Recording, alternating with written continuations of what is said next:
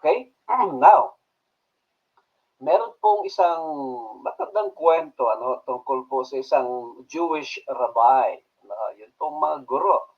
Meron po siyang tinatawag na alipin or marahil mga kapatid ay trainee. No, ay isang araw, inutusan niya po ang kanya pong alipin. Sabi niya, pumunta ka sa palengke at ibili mo nga ako ng isang magandang pwedeng kainin. Maganda daw mga kapatid. So yun pong alipin, pumunta sa palengke at pagbalik may daladalang dila. At marahil dila yun ng baka or dila ng kambing o dila marahil ng mga tupa, mga kapatid. So, niluto at kinain naman.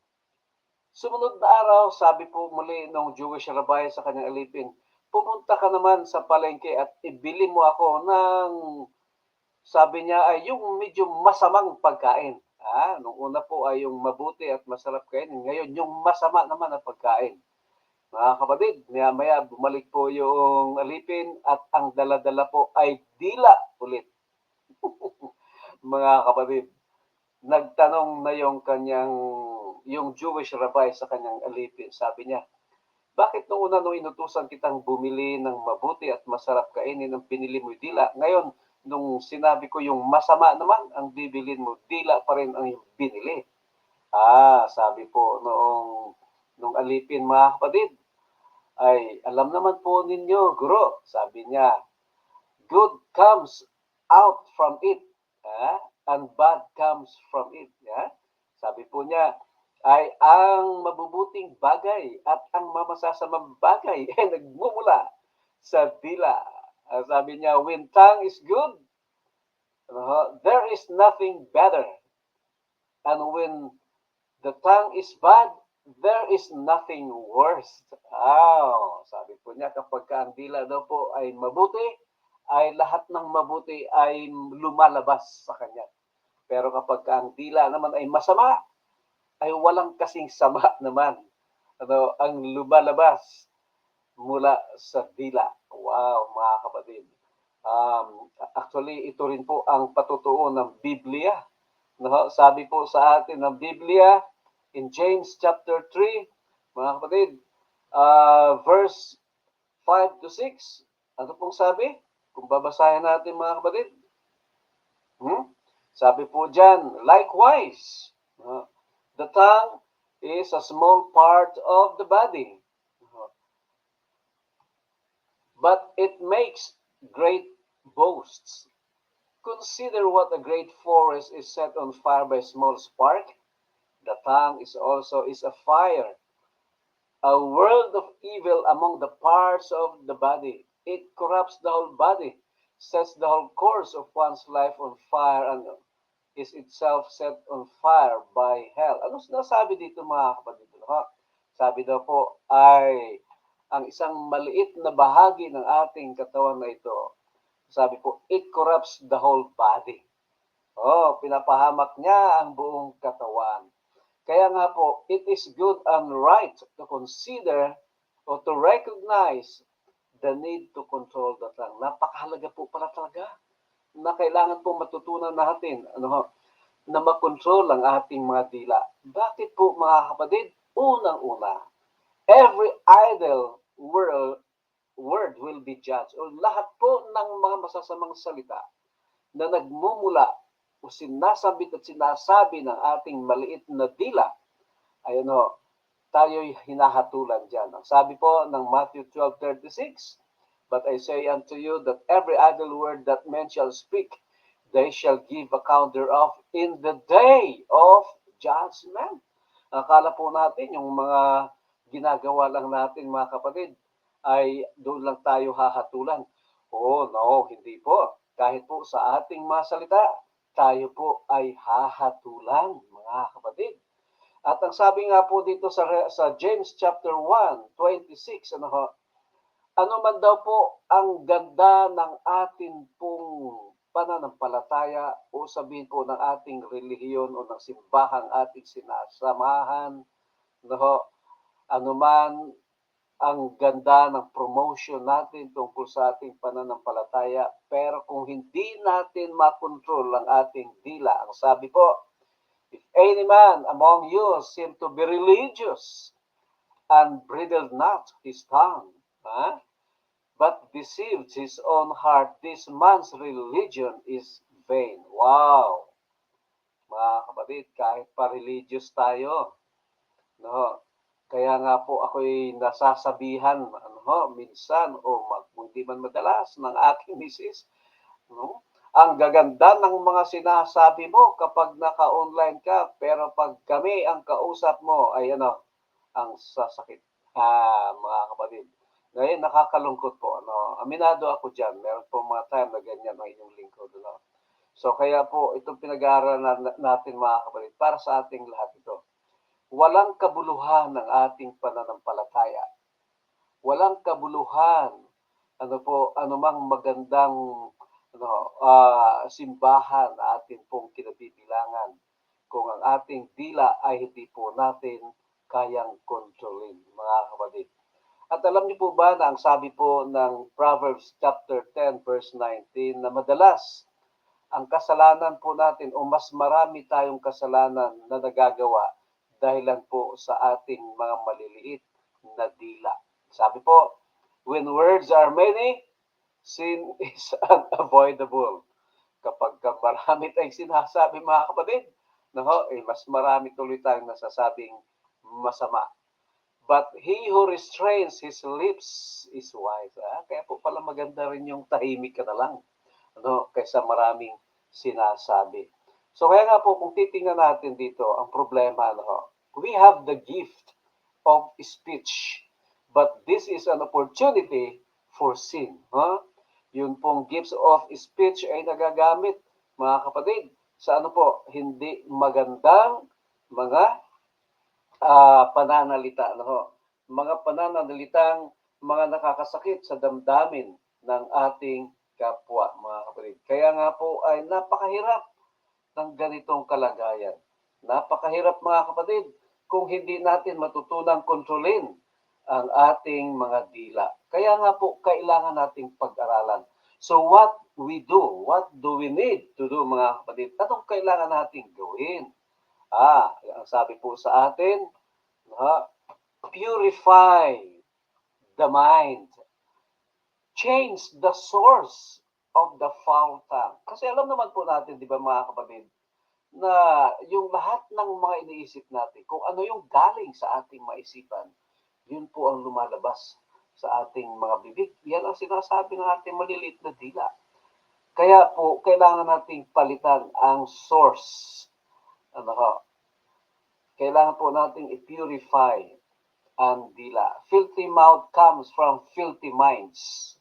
Mga kapatid, ang maruming, dila or bibig ay nagmumula po sa maruming pag-iisip. Sabi po ng Matthew 15:17 to 20, don't you see that whatever enters the mouth goes into the stomach and then out of the body? Ito po ay tinutukoy doon po sa pagkain. Kung anong pinapasok natin sa ating bibig, ay pumupunta sa ating tiyan at lumalabas din naman. But the things that comes out of a person's mouth comes from the heart, and this defiles them. Yun daw pong mga bagay na lumalabas sa bibig ng isang tao ay nagmumula sa kanyang puso at ito'y nagpapadumi sa kanya. For out of the heart come evil thoughts. Sa daw po nagmula mga kapatid, ang mga masasamang pag-iisip, sa atin pong puso. Pag sinabing puso, mga kapatid, ito po yan. So, diyan nagmumula ang murder, naging mamamatay tayo, mga kapatid, kahit sa pag-iisip pa lang, adultery, hindi po nagiging adultery kapag ginawa na, adultery na rin po yan kapag yan ay iniisip pa lang. Sexual immorality ay ganun din mga kapatid, sa kaisipan din nagsisimula. Thief, ang pagnanakaw sa kaisipan din po nagsisimula lahat yan. False testimony, slander, yung atin pong nililibak ang ating mga tao gamit ng ating mga maliliit na dila. These are what defile a person, mga kapatid. Ito daw po ang nagpaparumi sa tao, but eating with unwashed hands does not defile them. Kumain ka man na hindi nakapaghugas ng kamay, hindi po yan ang nagpaparumi na yung katawan. Ang sabi po, ang nagpaparumi ay yung nagmumula sa ating mga bibig. Kaya nga po ang sabi ng Jeremiah 17:9, ang atin daw pong puso ay pinaka po, deceitful, mapaglinlang o manlilinlang. The heart is deceitful above all things and desperately wicked. Who can know it? Wow, mga kapatid.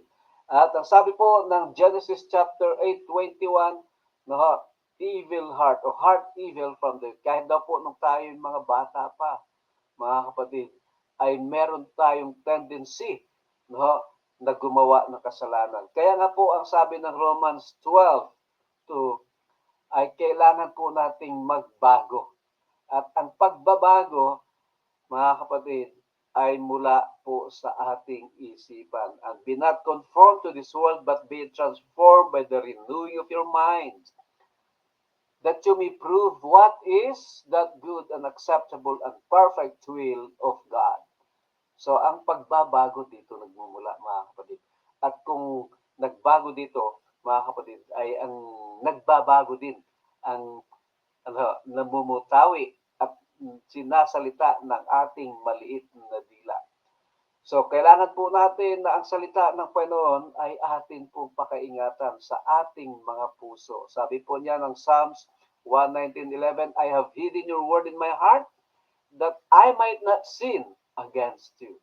So kapag pinuno po pala natin ang mga puso't isipan natin ng mga salita ng Panginoon at iniingatan natin, mga kapatid, doon natin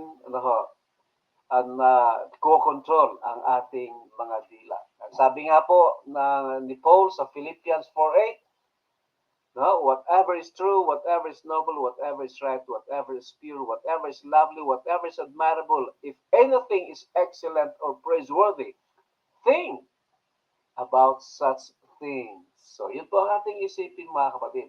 Kaya unang-una, purify the mind. By sa pamamagitan ng pagpuno ng mga salita ng Panginoon sa ating puso't kaisipan, nagkakaroon ng pagbabago doon sa ating kalooban. And then, pangalawa, pray to the Creator of the mind. Mga kapatid, ang lumalang sa atin at kasama po ng ating kaisipan ay ang Panginoon.